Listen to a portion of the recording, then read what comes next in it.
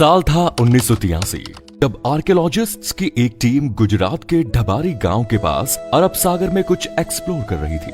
समुद्र की 130 फीट की गहराई में जाने के बाद वो जो देखते हैं वो सचमुच चौंका देने वाला था।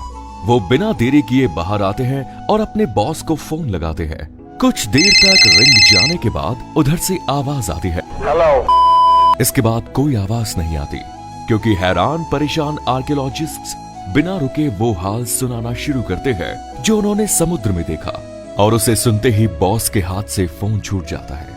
आखिर उन्होंने समुद्र में ऐसा क्या देख लिया कि उन्हें ठंड में भी पसीने आ गए, जिसे जानकर बॉस भी कुछ बोल नहीं पाए। जानने के लिए चलिए हमारे साथ अरब सागर की उसी गहराई में समुद्र में उठती इन लहरों को देखिए, जिनमें जितना शोर है उसके अंदर पसरा है उतना ही सन्नाटा, और उसी सन्नाटे में दफन है न जाने कितने ही रहस्य। समुद्र के नीचे आज भी कई ऐसे राज दबे हैं जिनके बारे में किसी को कुछ नहीं पता। कुछ सालों पहले अरब सागर की गहराई में ऐसी ही एक साइट खोजी गई जिसे देखकर हर कोई हैरान था। दरअसल वो एक भरी पूरी नगरी थी, ऐसी नगरी जो इतनी खूबसूरत थी कि जिसे कोई एक बार देख ले तो बस देखते ही रह जाए। ऊंची ऊंची दीवारें, बड़े बड़े गेट और उन पर की गई नक्काशी, सड़कें, भव्य महल, पूरा वेल प्लान्ड शहर जो आज के शहरों को भी पीछे छोड़ दे। समुद्र की गहराइयों में ऐसी नगरी देखकर आर्कियोलॉजिस्ट्स हैरान थे। आखिर ये नगरी यहाँ पहुंची कैसे और ये कितनी पुरानी है, ये अब सवाल उनके मन में भी थे, जिनका जवाब ढूंढने के लिए उन पत्थरों के सैंपल लिए गए और कार्बन डेंटिंग से पता चला कि वो पत्थर महाभारत काल के हैं, और ये वही नगरी है जिसके बारे में महाभारत में भी बताया गया है, यानी श्री कृष्ण की नगरी, द्वारका नगरी, जिसे भगवान श्री कृष्ण ने समुद्र किनारे बसाया था। अब आप कहेंगे कि हमें कैसे पता कि यही द्वारका है, इसका क्या प्रूफ है? क्योंकि द्वारका जो गुजरात के जामनगर जिले में अरब सागर के तट पर बसा एक छोटा सा शहर है, जिसे भगवान विष्णु के 4 धामों में से एक माना जाता है, जहां हजारों कृष्ण भक्त दूर दूर से दर्शन के लिए आते हैं। अगर वो द्वारका है तो फिर ये क्या है?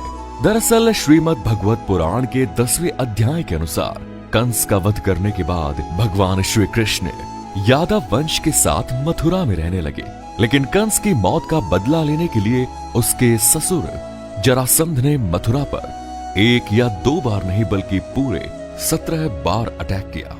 बार बार हो रहे इन आक्रमणों से न केवल मथुरा की प्रजा परेशान थी बल्कि श्री कृष्ण भी दुखी हो चुके थे। इसीलिए उन्होंने अपनी प्रजा की रक्षा के लिए मथुरा से कहीं दूर जाना ही सही समझा, और वो अपने परिवार और पूरी प्रजा के साथ मथुरा से 1285 किलोमीटर दूर अरब सागर किनारे जा पहुंचे, और उन्होंने विश्वकर्मा को समुद्र के ऊपर एक नगरी बनाने का आदेश दिया। लेकिन समुद्र देव की मर्जी के बिना ये पॉसिबल नहीं था, इसलिए भगवान श्री कृष्ण ने समुद्र देव की पूजा की, जिससे खुश होकर समुद्र देव ने अरब सागर के बीचों बीच 12 योजन यानी करीब 153.6 किलोमीटर धरती गिफ्ट की। इसी भूमि पर भगवान विश्वकर्मा ने विशाल द्वारका नगरी का निर्माण किया। ये एक ऐसी नगरी थी जो आज की वेल प्लेन्ड सिटीज को भी मात दे सकती थी। ऊंची दीवारें, बड़े दरवाजे, बगीचे, तालाब, सोने के महल, सब कुछ बेहद ही खूबसूरत तरीके से बनाया गया था। और इसी नगर के बीचों बीच था श्री कृष्ण का महल, जो बेहद आलीशान था। पूरे यादव वंश और पूरी प्रजा को यहाँ पर बसाने के बाद श्री कृष्ण वापस मथुरा गए और जरासंध से युद्ध किया। उनका वध करने के बाद वो अपने परिवार के साथ हंसी खुशी रहने लगे। लेकिन कहते हैं ना, यहाँ कुछ भी कांस्टेंट नहीं रहता, सुख दुख आता रहता है, और श्री कृष्ण भी इसी चक्र का हिस्सा थे। दरअसल कुछ समय के बाद पांडवों और कौरवों के बीच युद्ध शुरू होता है, जिसमें भगवान कृष्ण अर्जुन के सारथी बने। 18 दिनों के भीषण युद्ध के बाद आखिरकार पांडवों की जीत हुई, और यहीं से शुरुआत हुई खूबसूरत नगरी द्वारका के सर्वनाश की।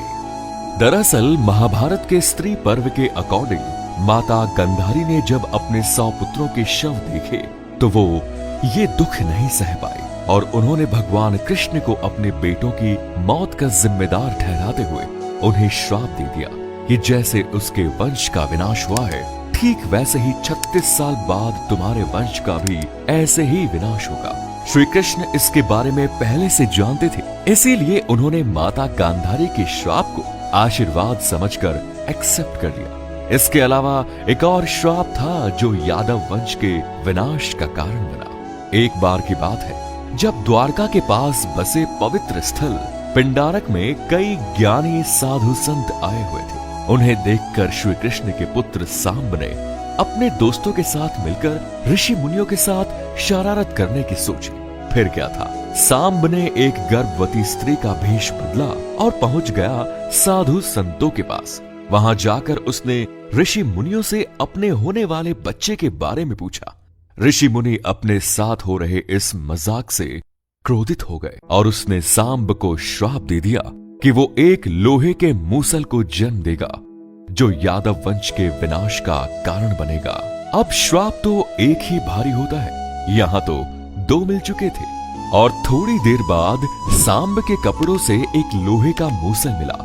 जब श्री कृष्ण के नाना उग्रसेन को इस पूरी कहानी का पता चला तो उसने उस लोहे के मूसल के टुकड़े किए और उन्हें समुद्र में फेंक दिया। यहीं उन्हें ये गलतफहमी हो गई कि ऐसा करने से उन्होंने यादव वंश को इस श्राप से बचा लिया, क्योंकि जैसे ही उग्रसेन मूसल के टुकड़ों को समुद्र में फेंकते तो उन्हें एक मछली निगल लेती और फिर वो मछली मछुआरों के जाल में जा फंसती। जब उन्हें चीरा जाता तो उनके पेट से उसी लोहे के मूसल के टुकड़े निकलते हैं। एक शिकारी उन लोहे के टुकड़ों से जहरीले तीर बना लेता है और ऐसे टुकड़े टुकड़े होने के बाद भी ये लोहे का मूसल एक बार फिर तैयार हो जाता है यादव वंश के विनाश के लिए। लेकिन कैसे?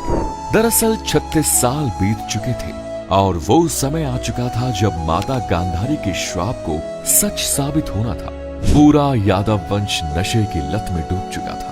धीरे धीरे उन्होंने आपस में ही लड़ना शुरू कर दिया। फिर क्या था, अंदर ही अंदर यादव वंश में युद्ध छिड़ गया। भाई भाई को मारने लगा और धीरे धीरे पूरे राजवंश का विनाश हो गया। ये सब देखकर बलराम जी ने धरती का त्याग कर दिया और श्री कृष्ण जी जंगलों की तरफ निकल पड़े।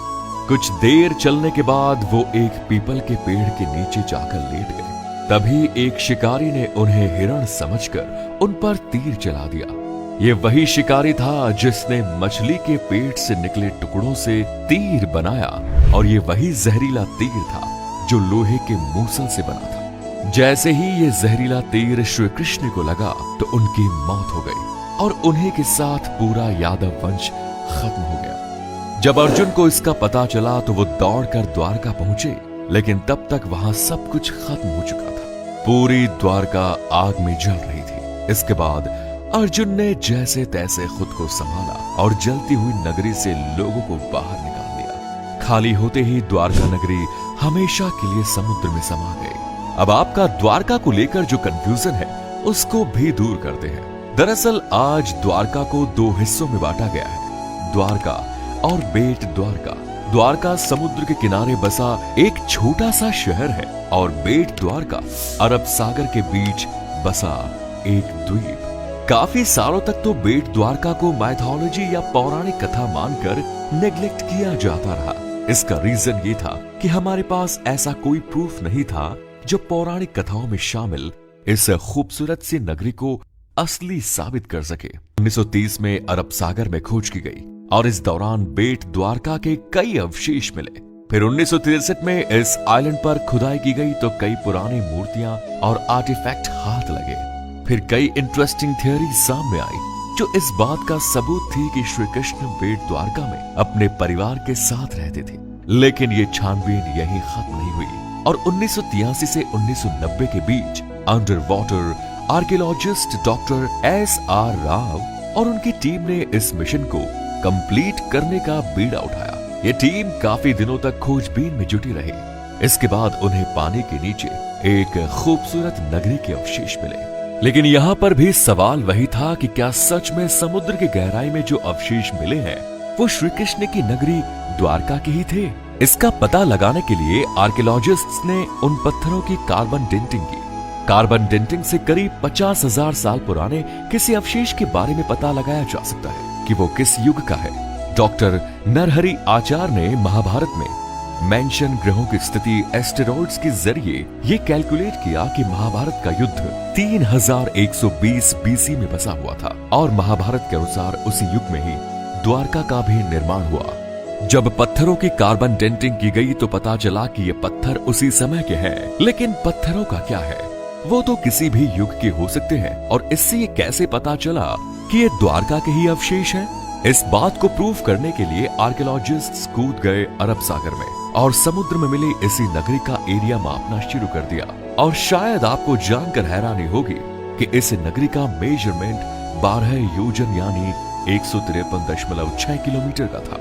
भागवत पुराण के अनुसार ये उतनी ही जमीन थी जितनी समुद्र देव ने श्री कृष्ण को द्वारका बसाने के लिए दी थी।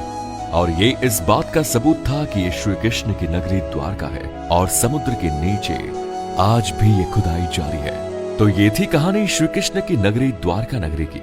उम्मीद है आपको इससे काफी कुछ सीखने को मिला होगा। बहरहाल वीडियो पसंद आई तो लाइक करें, शेयर करें और हाँ, चैनल को सब्सक्राइब जरूर करें। धन्यवाद।